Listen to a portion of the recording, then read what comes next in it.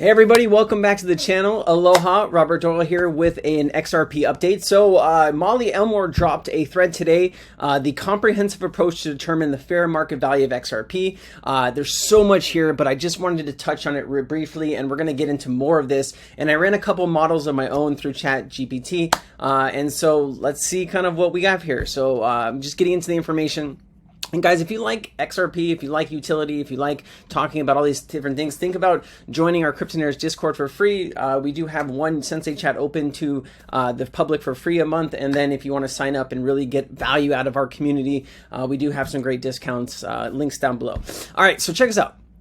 So who is Molly Elmore? Molly Elmore has a YouTube channel, but she's also the CMO at Valhalla Capital. Okay, Molly puts out incredible information, just all about different aspects of crypto, XRP, and the banking crisis, de-dollarization. She covers a lot of different topics, and she's very, very, very intelligent. I like following what she puts out and the information. And so this is the document they put out here.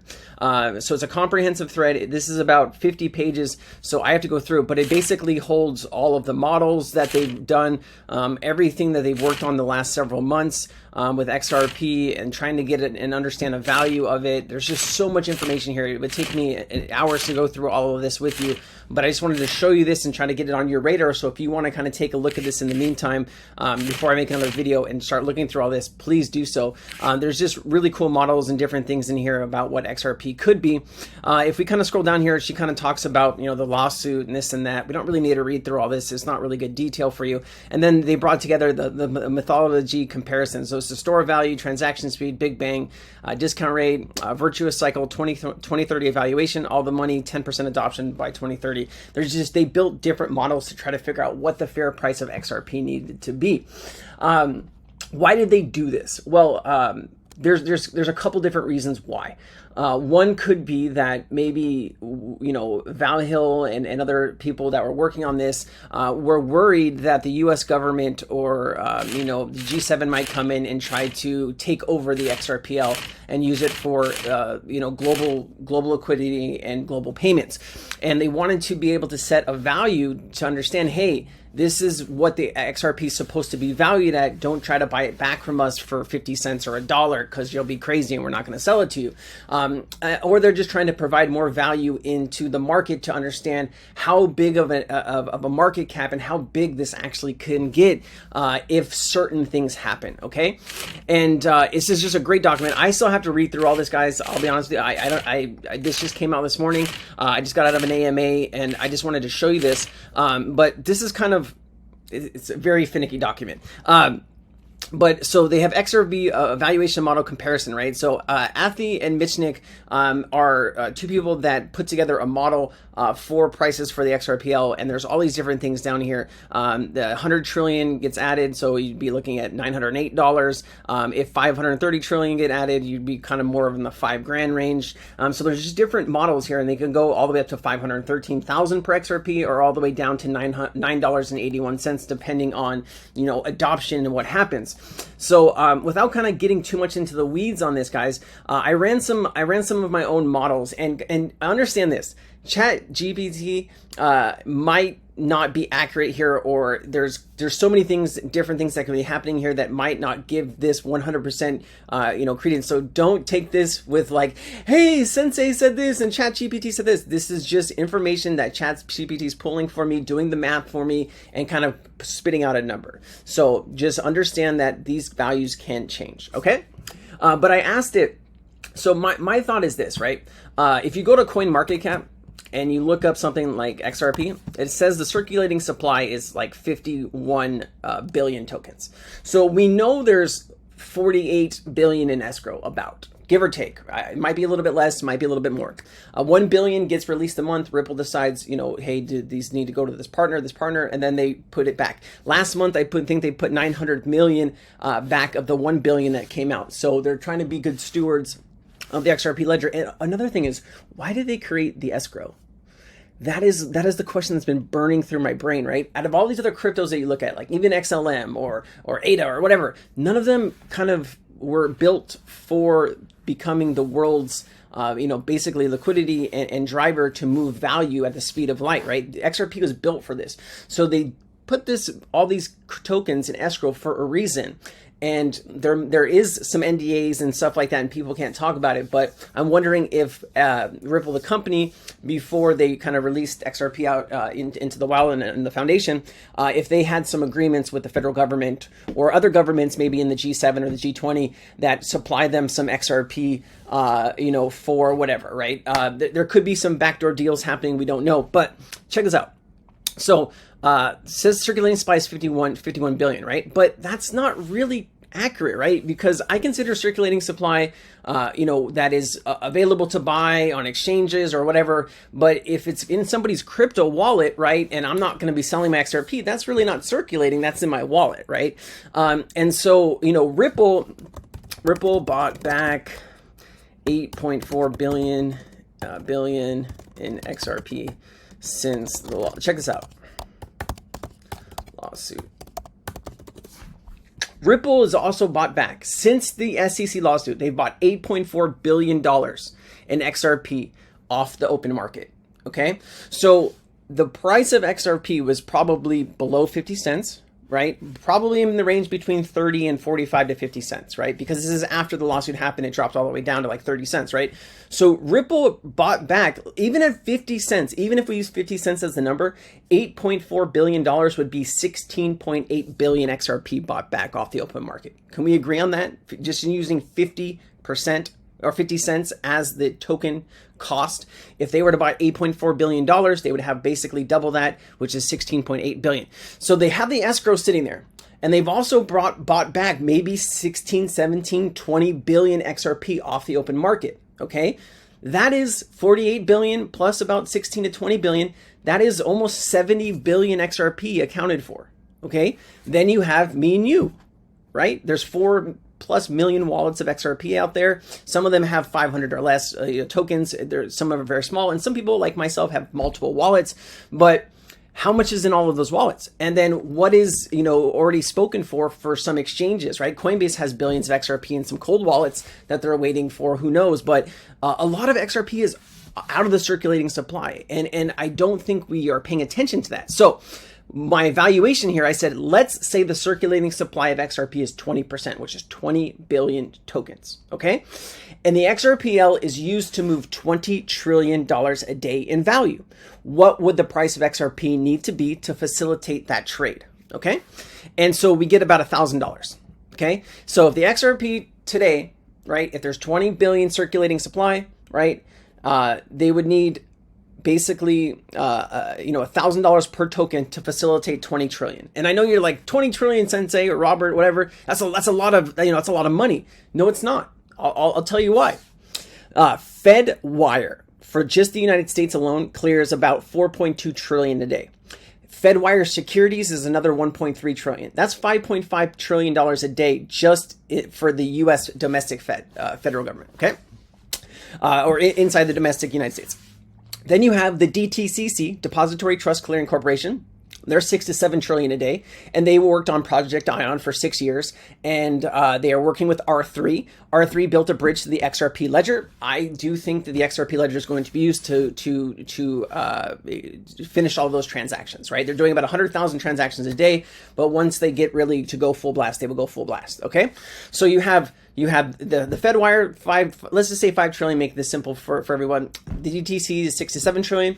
You have someone like Citibank that does $10 trillion a day in clearing. You have the FX market that's $7.5 trillion a day, right? So it's really not too out of the question to really think, hey, is 20 trillion an easy number to get to? It probably is if you start adding in some of these things. Okay, 30 trillion, 40 trillion. I do think we can get up to those levels, but it wouldn't take much. It would take the DTCC, it would take Fedwire, and maybe Citi, and then you'd have over 20 trillion. Or you could go DTCC, Fedwire, and something else, and get up to this $20 trillion mark. So you'd be looking at about $1,000, right? So let's say the circulating supply is only 5%, right? Because I do think once this court case settles, or whatever the outcome is, if Ripple and XRP XRP, get clarity. I think it's going to be on like Donkey Kong, and I think people are going to flood the market and buy up as much XRP as they can.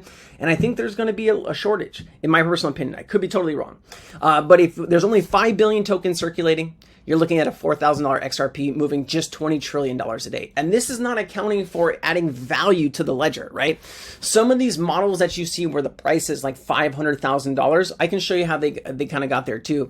But also, if we added $100 trillion in value and to the XRP ledger, you'd be getting into some, $24,000, $25,000 a token. But here, I also set up this.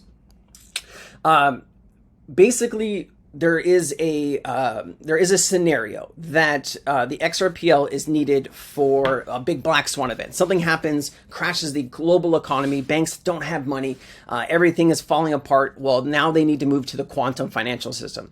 And moving to the quantum financial system, all of that value gets moved onto probably the XRP ledger. If you look at all of the digital assets that are ISO compliant that have been working with banks and in sandboxes these last 5 to 6 years, XRP is at the top of the list. Okay, Ripple and XRP is at the top of the list.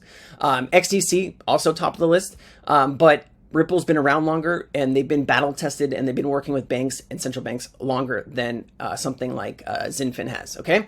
So $1.3 trillion in value is kind of like on the low end of what would need to be added or covered on the XRP ledger for all of this value, right? You look at global debt is 300 trillion. You look at global real estate is 328 about trillion dollars, right? You look at the derivatives market, it's either 600 trillion to $1 quadrillion. So it's really not very far-fetched to think, hey, 1.3 to $2 trillion would need to be added to the XRP ledger, so all this value could move freely on this new system. This is if something totally bad happens and everything crashes and you need something like XRP to bridge and provide liquidity to banks and really start moving that money, okay? So if you just added $1.3 quadrillion in value, you'd be looking at a price of XRP of about $65,000, okay? And this is if it's 20 billion in circulating supply. If you cut that in half to 10 billion in circulating supply, you're looking at 130,000. Obviously, this situation would be incredible for someone like me and you that have been holding and loving XRP for a very long time. But that's what all these models go into, guys. And if you haven't, I'm going to link this document down below, and I'm going to make other videos and get into this more in depth because it's really amazing. But I wouldn't be doing justice trying to go through all this right now without me really understanding everything that they put in here. And that way I can speak to you logically and intelligently about this, and we can understand this a little bit better. But there's so much information here. There's so many different value models.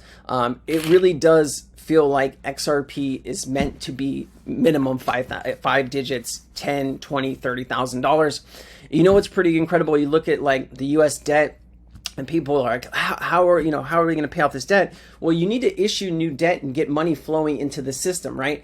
And if we get to a point where banks are not loaning right now, projects, the hotels are trying to get built. I think out of like 93 or 96 hotel projects in the US, over 75% of them, or 60 to 70% of them, have now kind of stopped because they can't get funding, right? So you have all of these banks who are slamming the brakes on providing liquidity into the market for businesses and companies and different things. So you are getting to the point where I do think we're going to hit into a recession here over the next couple months. And if we don't hit the R word, I think we're going to get really close into it. But out of all of this, I do think, 2024 is going to be an incredible year. We can, if some black swan event does happen, and we are pushed into this quantum financial system, holding XRP will probably change your life forever. There really isn't something that has been built out and battle tested, like I said, like the XRP ledger for global liquidity and global payments. If XRP was valued at $30,000 a token, it would only take like 1 billion tokens, 1% of the supply that the US government would need to pay down or whatever. That's $30 trillion, right? If you have 1 billion XRP, at 30,000, it's $30 trillion, right? So there's ways that, the government could kind of intervene in this and say, hey, we'll give you the free pass you're looking for, but we're going to need a little bit of tax on that action. This is just me kind of role playing and thinking, you know, what would I do in this situation? But I do think there are some of these NDAs and there are things in place that we don't know about. And the speculation is so much fun. But there's just a lot here, guys. And I want you to take your time, read through this, understand it. This doesn't mean XRP is going to 5 digits tomorrow, but these models were built for a reason by some very intelligent people in the space. And you should take a look at this. Really, if you are an XRP holder, you should really read through this. These are the people that help put this together. Jimmy Valley is an incredible mind in the space, and then you have all of these model builders here, and then you have, you know, someone like Patrick Riley from Reaper Finance. He's an incredible mind in the space too. So all of these people came together to build these models to help us better understand what the true value of XRP could be. I do think the sky is the limit going into this new quantum financial system. What do you think? Leave me some comments down below. Let me know if this interests you. Do you want me to go through this kind of like page by page? We could do like a live event if you guys wanted to. Let me know if you're interested in that. And I'm also going to be doing a live Sensei chat on YouTube here next week for free for everybody if they want to participate and come in and hang out with me and go through the news. I go through 60 to 80 different pieces of crypto news globally. We talk about CBDCs, regulation. We talk about utility. We talk about blue chips. We talk about new projects. We talk like last week we were talking about VR because the VR headset was coming out for Apple. We went through 5 projects that are going to benefit from that, and our community, you know, took that information and used it and did what they needed to do. But there's so much information. If you're a DGen, we have that for you. If you like TA, by being a Crypto Nerds Discord member, you get access to Carolina Keith's TA Discord, where there's just a whole group of people doing TA. That's for free by becoming a member. There's just a lot of value in becoming a Crypto Nerds member. I think it's like $1.50 or $1.80 per day right now. And the information that you're going to get from our community and from me might be more valuable to you than you can even imagine. We had one person join 2 months ago. In the first 7 days, they said they learned more in the first 7 days of being in our community and coming to my Sensei chats than in the last 9 months of them researching themselves. Think about how much time I can save you, we can save you by joining the community and being a part of something special. This whole movement is something that you got to be paying attention to right now, because if you miss it, you will regret it for the rest of your life. Regular people, how do we get to millionaire and billionaire status? Well, we invest in technology. We have to find the right technology that is going to be used on a global scale, and that's what we invest in. We put our pennies in, we put our dimes in, we put our nickels and quarters in whenever we can, and we hope for the best, right? This is the way that I have become financially stable and wealthy, and this is the way that I plan to, build into my own venture capitalist fund and become my own bank here down the line once XRP decides to do its real thing. Anyways, guys, I'll stop rambling. Thank you so much for watching. I appreciate each and every one of you. If you're holding XRP, maybe tell me a little bit of why you're holding it and what you think the value of XRP is going to be over the next couple of years. I'd love to see that in the comments too. I'll see you in the next video, guys. Robert Doyle, out.